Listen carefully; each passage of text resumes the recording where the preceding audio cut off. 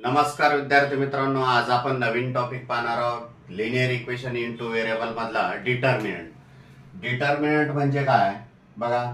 A B C D is a determinant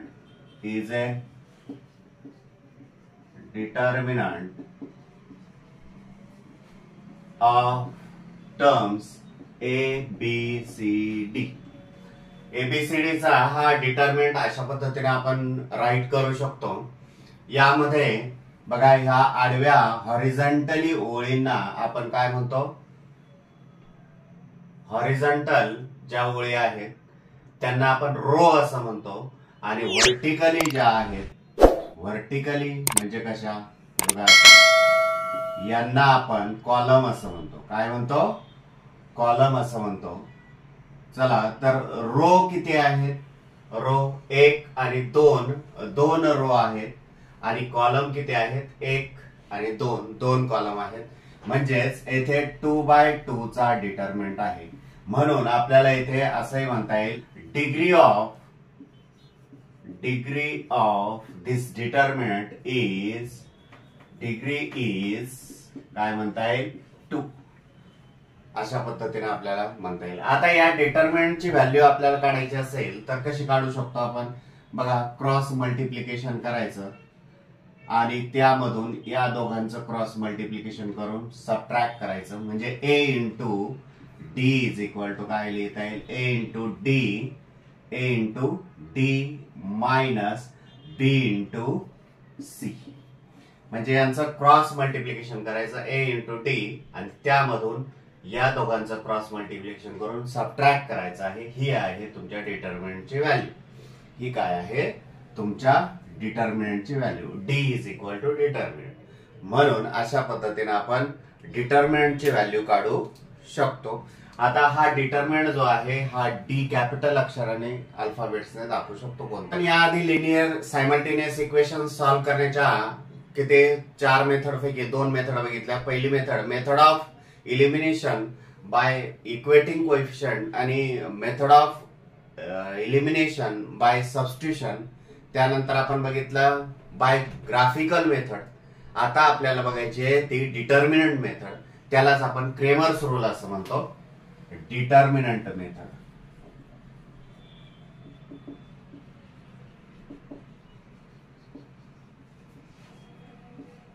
त्यालाच आपण काय म्हणतो?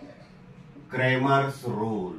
क्रेमर्स या शास्त्रज्ञानं या मेथडचा शोध लावल्यामुळं त्यांच्या नावाने ही पद्धती, ही मेथड फेमस आहे, क्रेमर्स रूल म्हणून.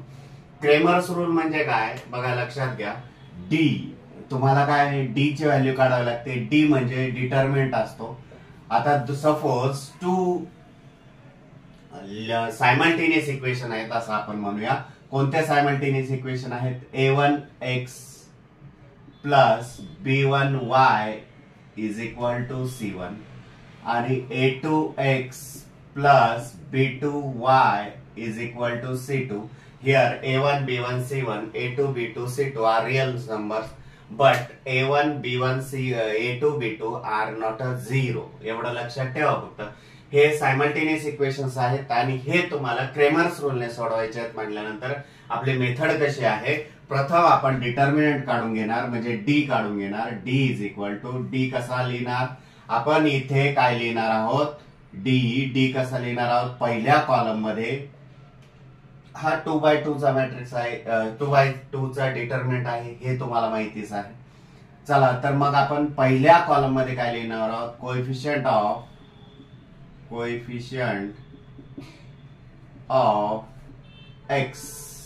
पहिल्या कॉलम मध्ये काय लिहिणार आहोत? Coefficient of x. Coefficient of x काय आहेत? a1 a2. दुसऱ्या कॉलम मध्ये काय लिहिणार आहोत? इथे वाटल्यास आपण काय करूया, कोएफिशियंट ऑफ एक्स असं म्हणूया. दुसऱ्या कॉलम मध्ये काय लिहिणार आहात? Coefficient of Y. दुसऱ्या कॉलम मध्ये तुम्ही कोएफिशियंट ऑफ वाय लिहिणार आहात, म्हणजे b1 b2. आलंय का लक्षात? अशा पद्धतीने तुम्ही लिहिणार आहात. म्हणजे दॅट इज आपण डी इज इक्वल टू काय लिहिणार आहात? a1 a2 b1 b2 अशा पद्धतीने. त्यानंतर आपण काय लिहिणार आहोत, आपण काय काढणार आहोत, dx. हा d जो आहे कॅपिटल आहे आणि इकडे उजव्या कोपऱ्यात खालच्या साईडला x छोटासा आहे, म्हणजेच एक्सच्या व्हेरिएबलच्या ऐवजी आपल्याला काय घ्यायचं आहे, dx म्हटलंय ना, मग एक्सचे जे कोएफिशियंट आहेत, आपण एक्स या व्हेरिएबलचे जे कोएफिशियंट घेतलेले आहेत त्यांच्या ऐवजी आपल्याला कॉन्स्टंट टर्म टाकायच्या आहेत. ह्या आहेत तुमच्या कॉन्स्टंट टर्म. मग इथे काय म्हणणार आपण, कॉन्स्टंट टर्म्स, बघ C1 C2 आणि as it is coefficient of y as it is, coefficient of y as it is B1 B2. म्हणजेच येथे that is dx is equal to काय येणार आहे, C1 C2 B1 B2. त्यानंतर आपल्याला काय काढायचं आहे, dy काढायचं आहे. dy म्हणजेच काय, फर्स्ट कॉलमला तुम्हाला कोएफिशियंट ऑफ एक्सच ठेवायचे आहे. कोएफिशियंट ऑफ एक्स काय आहेत, A1 A2 आणि नंतर काय घ्यायचे आहेत, कॉन्स्टंट टर्म. कॉन्स्टंट टर्म काय आहेत, C1 C2.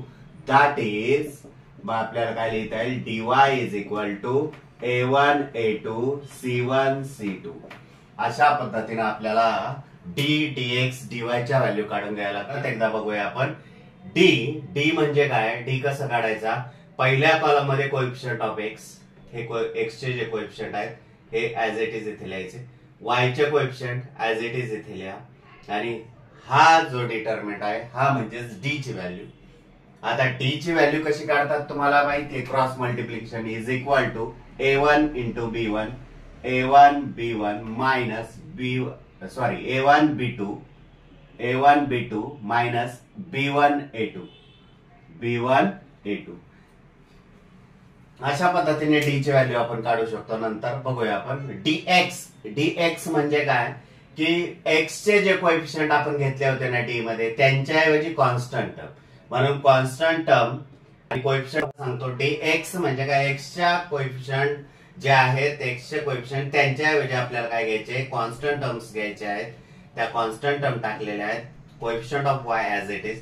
त्यानंतर dy ची व्हॅल्यू म्हणजेच काय की y चे जे कोएफिशियंट घेणार आहोत ना आपण, a चे coefficient as it is, coefficient of x चे कोएफिशियंट ऍज इट इज आणि नंतर जे आपण y चे कोएफिशियंट घेत होतो d मध्ये त्यांच्याऐवजी आपल्याला कॉन्स्टंट टर्म घ्यायचे आहेत. आणि तुम्हाला माहितीच आहे dx ची व्हॅल्यू कशा पद्धतीने काढतात, क्रॉस मल्टिप्लिकेशन यांचं, C1 B2 minus B1 C2, B1 into C2. इथे dy च्या व्हॅल्यू सुद्धा तुम्हाला काढता येतील. dy is equal to cross multiplication A1 C2 minus C1 A2. अशा पद्धतीने आपल्याला d dx dy काढता येईल. आणि मग आपण बाय यूज क्रॅमर्स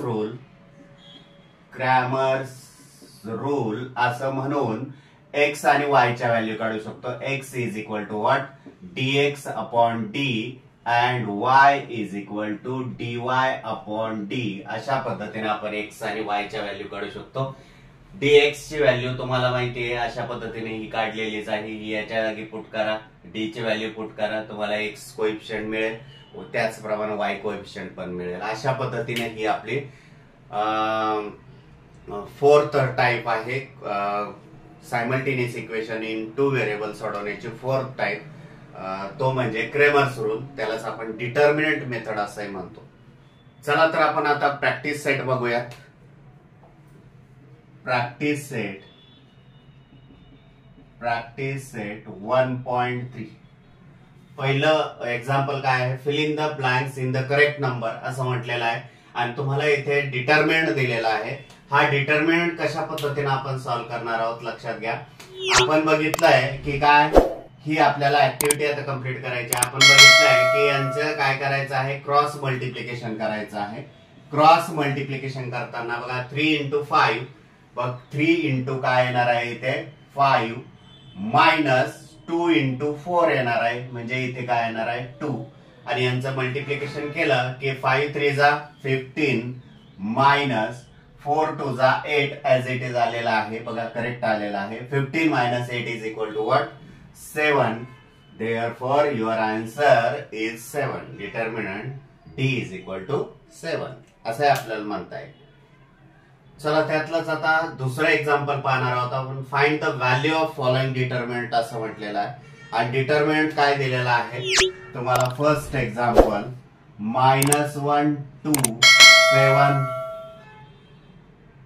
4 अशा पद्धतीने हा डिटर्मिनंट दिलेला आहे.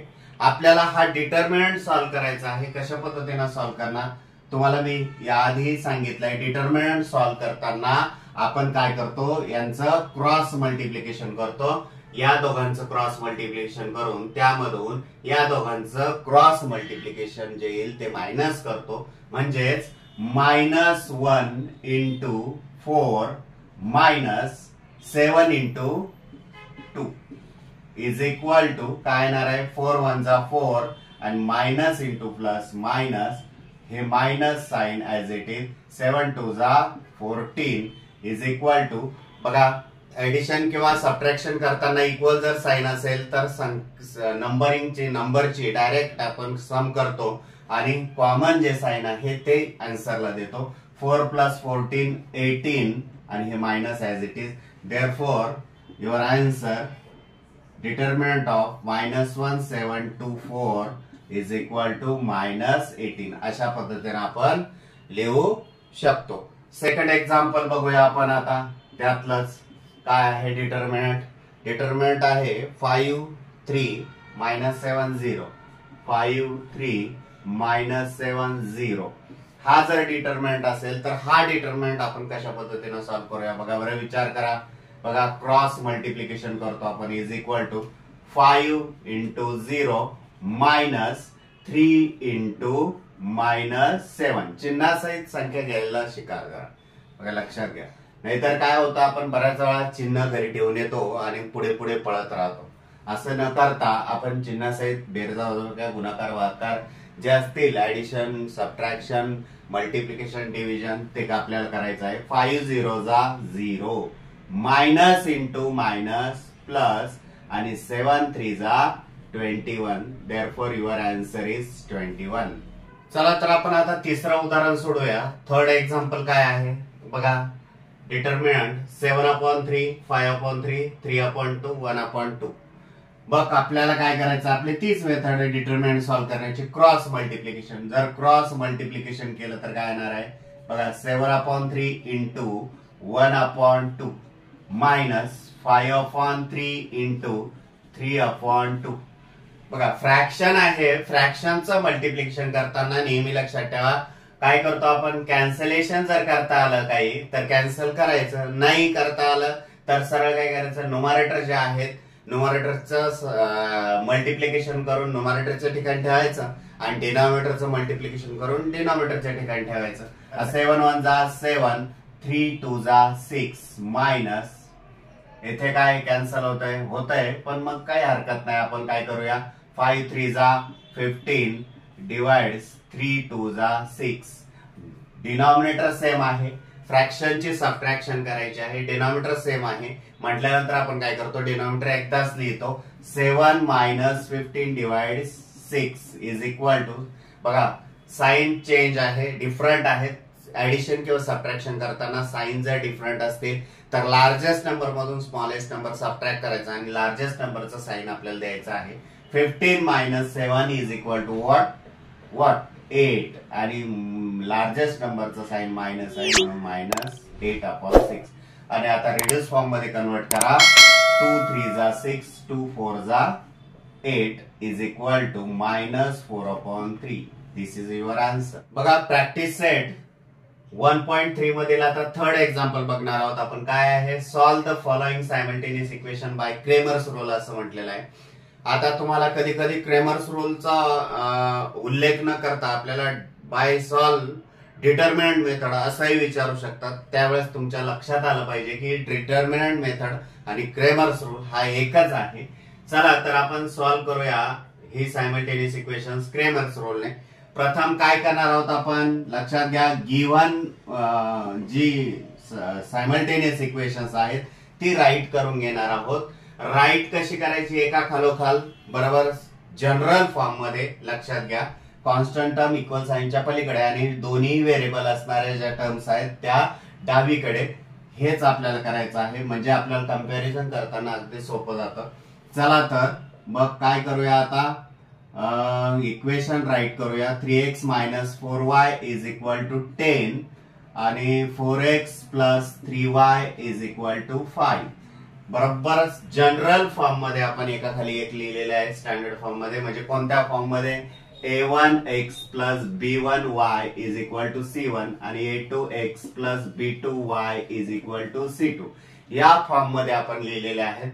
आता आपल्याला काय करायचं आहे, डी काढून घ्यायचं आहे प्रथम. कारण क्रेमर्स रूल यूज करताना आपण काय करतो, बाय यूज क्रेमर्स रूल. कसा क्रेमर्स रूल आहे, एक्स ची व्हॅल्यू काढण्यासाठी आपल्याला काय dx/d या फ्रॅक्शनचा आन्सर काढावं लागतं आणि y कोएफिशियंट काढण्यासाठी dy/d याची व्हॅल्यू काढावं लागते. म्हणजेच आपल्याला d, dx, dy यांच्या व्हॅल्यू आधी काढून घ्याव्या लागतील. मग तुम्हाला माहिती आहे d म्हणजे काय, d काय असतो लक्षात घ्या.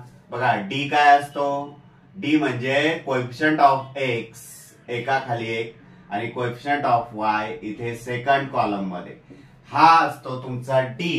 म्हणून आता येथे कोएफिशियंट ऑफ x काय आहेत, 3, 4 आणि कोएफिशियंट ऑफ y चिन्हासहित घ्यायचंय लक्षात घ्या. आता प्लसचं साइन आहे, नाही घेतलं तरी चालतं, परंतु मायनस साइन जर असेल तर ते तुम्हाला घ्यावं लागेल. अशा पद्धतीने चिन्हासहित घेतला. आता हा जर डिटर्मिनंट सॉल्व्ह केला तर काय तर क्रॉस मल्टिप्लिकेशन करायचं आहे आपल्याला. 3 × 3 मायनस हे -4 × 4 = 3 3 9 minus minus plus 4 4 16 = 25. Therefore d = 25. अशा पद्धतीने d ची व्हॅल्यू आली. आता आपल्याला काढायचं आहे dx.